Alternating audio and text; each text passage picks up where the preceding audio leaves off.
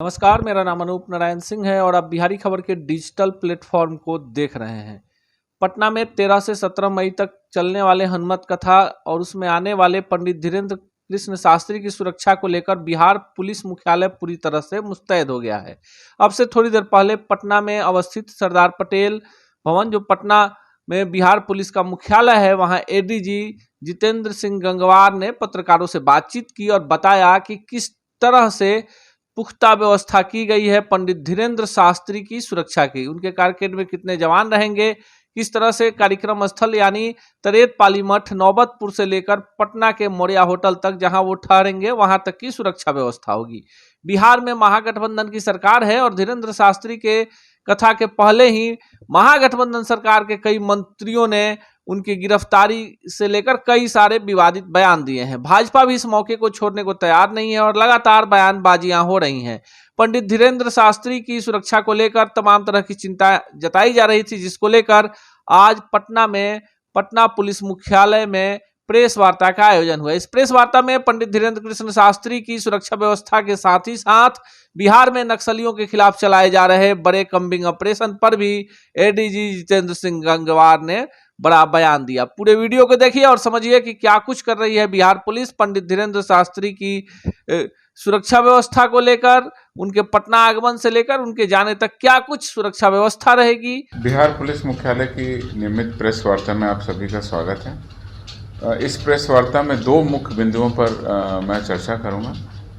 एक है जो कुख्यात अपराध कर्मियों के विरुद्ध, फरारी अपराध कर्मियों के विरुद्ध पुलिस के द्वारा जो कार्रवाई की गई है उसके बारे में, और दूसरी चर्चा बालू के अवैध उत्खनन परिचालन के विरुद्ध जो विशेष अभियान चल रहा है उसके तहत की गई कार्रवाई की बात करूंगा। सबसे पहले मैं बालू के अवैध उत्खनन परिचालन के विरुद्ध में जो अभी तक कार्रवाई की गई है उसका विस्तृत ब्यौरा प्रस्तुत करूंगा।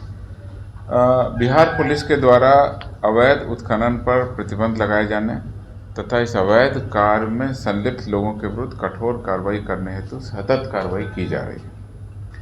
इस क्रम में पुलिस मुख्यालय के द्वारा निर्णय लिया गया 25 अप्रैल से, और इसमें हमने 22 अप्रैल से ये अभियान शुरू कर दिया था और 22 अप्रैल से 6 जिलों खासकर पटना, भोजपुर, रोहतास, वैशाली, छपरा, कैमूर जिले में एक एक कंपनी अतिरिक्त बल भी इनको उपलब्ध कराया था, जिससे कि इस प्रकार के अवैध उत्खनन और इसमें कार्यरत पूरे सब गिरोहों पर कार्रवाई हुई। तो 22 अप्रैल से जो कार्रवाई शुरू हुई और जो अतिरिक्त बल इनको उपलब्ध करा दिया गया है उसके विरुद्ध में हम लोगों ने लगातार अभियान चालू किया। इस 22 अप्रैल से 8 मई तक तकरीबन 15-16 दिन के बाद इन 6 जिलों का आंकड़ा है जहां पर ये विशेष अभियान चलाया जा रहा है। इन 6 जिलों में जो कार्रवाई हुई है उसका ब्यौरा है। कुल 560 छापामारी पुलिस दलों के द्वारा की गई, 131 एफआईआर दर्ज की गई, 144 लोगों को गिरफ्तार किया गया और इसमें भारी संख्या में वाहन, कुल 697 वाहनों को जब्त किया गया जो अवैध उत्खनन में शामिल थे, और करीब 12,66,000 CFT जब्त बालू की गई। 12,66,000 CFT बालू को जब्त किया गया और जुर्माने की राशि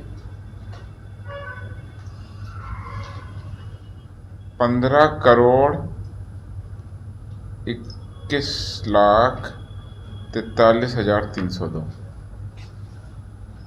जब इतनी जुर्माने की राशि हमने वसूली की। जब्त बालू है 12,66,227 क्यूबिक फीट, और जो जब्त राशि है जुर्माना की राशि 15,21,43,302। कर्मियों नक्सलियों के विरुद्ध जो कार्रवाई सतत जारी है उसमें जैसा कि कुछ समाचार पत्रों में, मीडिया में कवर हुआ है, भोजपुर के नगर थाना अंतर्गत 11 मई को कल नगर थाना के अंतर्गत बैंक में पैसा जमा करने आए पेट्रोल पंप मालिक से अज्ञात अपराध कर्मियों के द्वारा हथियार का भय दिखाकर पैसा छीन लिया गया इस पर नगर थाना के पेट्रोलिंग पार्टी के द्वारा तुरंत कार्रवाई की गई, अपराध कर्मियों का पीछा किया गया। अपराध कर्मियों के द्वारा अपने बचने के उद्देश्य से और पुलिस को घायल कर किसी भी प्रकार से लूट की गई राशि को बचा करके निकल भागने का प्रयास किया गया और क्रॉस मोबाइल जो हमारी थी उस पर फायरिंग की गई, जिसमें एक सिपाही घायल हो गए। लेकिन पुलिस के द्वारा भी फिर जवाबी कार्रवाई की गई, फायरिंग की गई और उसमें एक अपराध कर्मी को घायल हुए।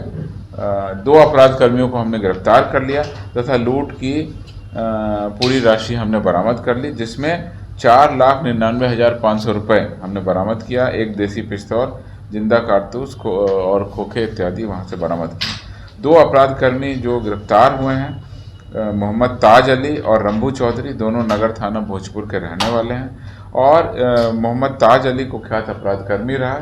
इसके विरुद्ध में आरा नगर थाने में पूर्व से 4 कांड दर्ज हैं।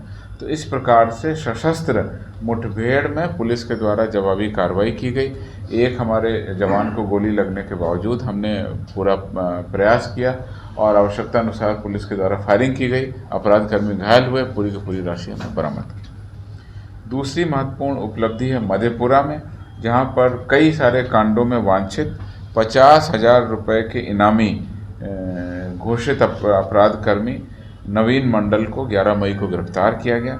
इसके ऊपर हत्या, लूट, डकैती के करीब 12 कांड यानी 1 दर्जन कांड दर्ज हैं और इस गिरफ्तारी के साथ ही उसके पास से एक पिस्तौल, जिंदा गोली 3, देसी कट्टा 1 और नशीला स्मैक जैसा पदार्थ करीब 94 ग्राम 680 मिलीग्राम भी बरामद हुआ है। तो इस पर एक अलग से कांड दर्ज हम लोग कर रहे हैं। ये 50,000 का नामी अपराध कर्मी था। कैमूर मोहनिया में बिहार पुलिस और हमारी बिहार पुलिस की जो विशिष्ट इकाई है STF, उसके द्वारा संयुक्त छापामारी की गई। इसमें कुख्यात अपराध कर्मी टुन्ना पासवान उर्फ राकेश पासवान को गिरफ्तार किया गया अभी 2 दिन पहले। 3 देशी राइफल और 2 देशी कट्टा बरामद किया गया। इसके ऊपर 4 कांड पहले से दर्ज हैं और इस अपराध कर्मी के द्वारा पहले भी 2020 में पुलिस टीम पर हमला किया गया था। देखिए, अगर किसी पुलिस की कार्रवाई में इस तरह की घटना हुई है और घटना में कांड दर्ज करेंगे और अगर किसी में किसी व्यक्ति की मृत्यु हो गई है तो निश्चित रूप से उसमें हत्या का मुकदमा दर्ज होगा और कार्रवाई की जाएगी। जो गौरी के सोहेल खान नामक ये पुलिस वाले हैं, 112 पर काम करते थे, उनका पैसा लेते हुए वीडियो वायरल हुआ, उस पर क्या कार्रवाई हुई?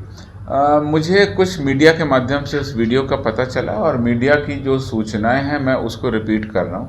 मेरे पास में अतिरिक्त कोई जानकारी नहीं है। उस पर कार्रवाई कर दी गई है प्रशासनिक रूप से और जो भी आगे कार्रवाई है वो सीनियर SP करेंगे, उनसे ब्यौरा आएगा तो मैं आपको अगली प्रेस बैठक में बता दूंगा। मीडिया में ये खबरें आई हैं और पुलिस के द्वारा जो कार्रवाई की गई है उसका ब्यौरा भी आया, लेकिन अधिकृत रूप से आएगा, मैं आपको अवगत करा दूंगा। अवैध बालू मामले में आपने विशेष अभियान चला रहे हैं, आगे आप अभियान तेज होगा, लेकिन पूर्व में जो अधिकारी अवैध बालू काली कमाई में निलंबित हैं, 40 के करीब अधिकारी हैं, उसका 2 IPS भी हैं, उनके ऊपर जो कार्रवाई है वो कहाँ तक चल रही है और क्या वो निलंबित चलते रहेंगे या उनकी बर्खास्ती की भी कार्रवाई करेगा मुख्यालय? देखिए, आपको जानकारी है कि हम लोग लगातार अवैध उत्खनन के विरुद्ध कार्रवाई कर रहे हैं। अपराधी, माफिया और इसमें सक्रिय जो भी तत्व हैं उनके विरुद्ध में हम लोग कार्रवाई करते हैं। हथियार से लेकर के उनकी बालू, वाहन, सब चीज़ों की चेकिंग के दौरान जब्ती करते हैं। अगर पदाधिकारी इसमें शामिल होते हैं तो उनके विरुद्ध भी नियमानुसार कार्रवाई की जाती है। कार्रवाई 2 तरीके की होती है। एक है विभागीय कार्रवाई, जो प्रशासनिक रूप से उस विभाग के लोग उनके विरुद्ध में जो आरोप आता है उसके आधार पर करते हैं, तो वो पुलिस विभाग के कर्मियों पर भी हुई है और खनन विभाग के कर्मी या बाकी अन्य कर्मी जो इसमें लापरवाही पाते हैं उनके विरुद्ध भी की गई है। दूसरी कार्रवाई होती है आपराधिक कार्रवाई, FIR दर्ज करना। तो जहाँ पर सबूत आता है उसमें अपराध कर्मी के ऊपर जो FIR होती है उसी तरह की धाराओं के आधार पर हम लोग तय करते हैं और पुलिस पदाधिकारियों पर भी FIR भी होती है। और अगर किसी ने अवैध तरीके से पैसा कमाया है या कुछ कहा है तो पिछली बार आपने देखा कि आर्थिक अपराध इकाई ने इस मामले में भी एक विशेष अभियान चलाया था और विशेष अभियान चला करके तमाम पदाधिकारियों पर उसने कार्रवाई की, फिर उनके घरों में सर्च किया और सर्च करने के बाद में अगर कुछ मिला तो उसके बाद में फिर एक FIR दर्ज की। तो सारी कार्रवाई लगातार है, वो अनुसंधान में है और तार्किक अंजाम तक शीघ्र पहुंचाने की व्यवस्था की जा रही है। आगे जो डेवलपमेंट आएगा उन कांडों में या उन विभागीय कार्रवाई में हम आपको अवगत करेंगे। सर इसमें एक प्रश्न है नहीं सर, रामनवमी की दो जगह की बात हो तो एक धर्मशास्त्री आ रहे हैं यहाँ पे कथा करने, तो उनको लेकर के भी सुरक्षा व्यवस्था पुख्ता की गई है क्या? पिछली बार हमने बता दिया है, सभी तरह के धार्मिक पर्व त्योहार आयोजन सांस्कृतिक हो, सामाजिक हो, धार्मिक हो, राजनीतिक हो, जहाँ कहीं भी भीड़ इकट्ठा होती है, लोग आते हैं, तो उनके आवागमन के लिए, ट्रैफिक के लिए, सुरक्षा के लिए, लॉ एंड ऑर्डर के लिए जो भी बंदोबस्त है जिला प्रशासन कर रहा है। और आयोजकों की भी इसमें महत्वपूर्ण भूमिका है। आप लोगों को पता है एक कमीशन भी इसमें गठित हुआ था राजनीतिक दलों को, और वो बेसिकली चुनाव के संबंध में था कि चुनाव जब भी रैली होती है तो राजनीतिक दलों की भी उसमें भूमिका है कि किस तरीके से करें। और धर्म आयोजनों के मामले हों या कोई भी मामले हों, सभी आयोजन जहाँ पर भीड़ इकट्ठा होती है, लोग जुड़ते हैं, वहाँ पर सुरक्षा के और विधि व्यवस्था के जो भी उपाय हैं, आयोजकों को गाइडेंस देना, आयोजकों की टीम बनाना, आयोजकों के साथ लाइजन करना, आयोजकों के अलावा अपनी पुलिस बल की व्यवस्था करना, ये सारा काम जिला प्रशासन की टीम करती है।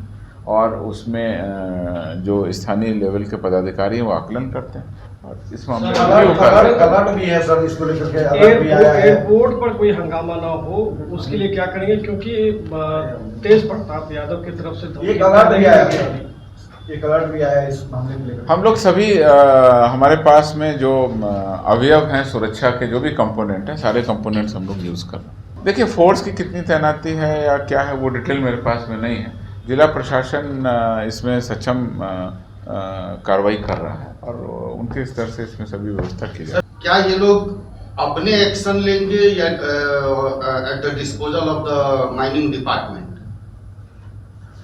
पुलिस व्यवस्था में जिला पुलिस प्रशासन एक महत्वपूर्ण अंग है और सारी कार्रवाई जिला पुलिस प्रशासन के स्तर से होती है। यह अतिरिक्त जो बिहार विशेष सशस्त्र पुलिस की कंपनी दी गई है, ये जिला पुलिस की मदद के लिए दी गई है। जिला पुलिस अधीक्षक, और जहाँ तक अवैध खनन है उसके लिए जिला में टास्क फोर्स भी बना हुआ है, जिसमें जिला पदाधिकारी हैं, पुलिस अधीक्षक हैं, खनन विभाग के लोग हैं, उसी तरह में एसडीओ और एसडीपीओ के लोग भी शामिल हैं। तो पूरी टास्क फोर्स इसमें लगी रहती है। जहाँ भी आसूचना आएगी उस आसूचना पर कार्रवाई करने के लिए ये सशस्त्र पुलिस को दिया गया है। जिला पुलिस के अधीन कार्रवाई करेगी और लगातार कार्रवाई के लिए हम लोग प्रयत्नशील हैं। जहाँ पर भी ज़रूरत होगी इन 4 जिलों के अलावा या 8 जिलों के अलावा, वहाँ पर भी अगर हमको देने की ज़रूरत है हम अतिरिक्त बल उपलब्ध कराएंगे। कुल मिलाकर के कार्रवाई बहुत अच्छी चल रही है और आगे जो परिणाम आएगा हम आपको अवगत करेंगे। पूरे साल भर ये लोग साथ रहेंगे जब माइंस डिपार्टमेंट इज सेइंग कि टिल 31 हम लोगों ने एक कंपनी मांगा है। मतलब that is the reason I am मैं आपको बता देता हूँ, अपराध कर्मियों और नक्सलियों के विरुद्ध लगातार कार्रवाई के उद्देश्य से बलों को दिया जाता है।